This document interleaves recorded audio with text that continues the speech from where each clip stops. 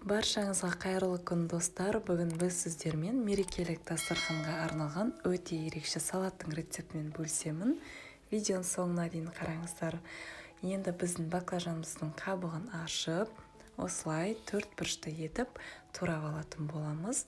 Қатты үлкен, қатты кішкентайда турамаймын. Осындай орташа етіп тураймыз. Өйткені біздің салатымыз өзінің формасын ұстап тұруы керек. Енді біздің баклажандарымыз ыдысымызға салып, үстінен тұз саламын.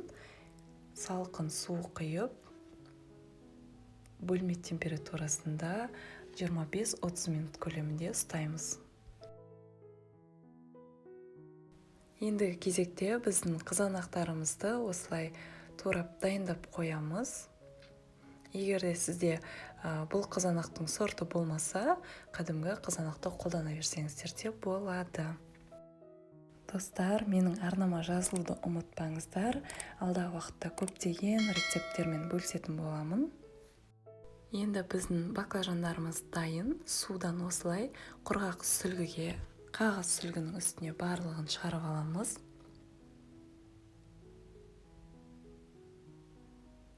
Және де үстінен қазір құрғақ сүлгімен жақсылап біздің баклажандардың үстінен осылай суын сырғып алатын боламыз.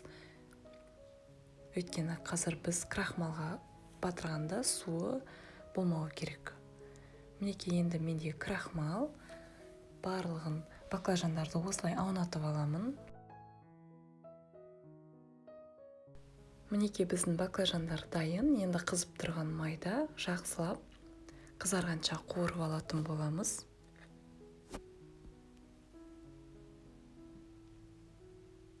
Мінекей қызарып пісті. Енді құрғақ сүлгінің үстіне осылай шығарып аламыз. Енді біздің салатымызды жинаймыз. Осылай аскөктермен әсем десеңіздер болады. Өте әдемі көрінетін болады біздің салатымыз.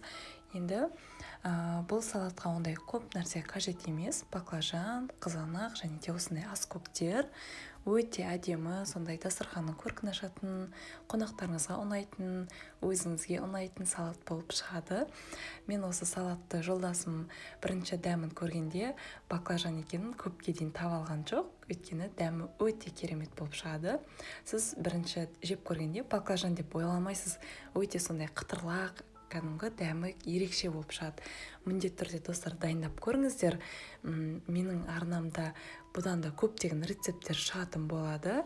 Арнама тіркеліп, қоңыраушаны басып қойыңыздар. Келесі видеоны өткізіп алмау үшін және де лайк, комментарий үшін үлкен рахмет.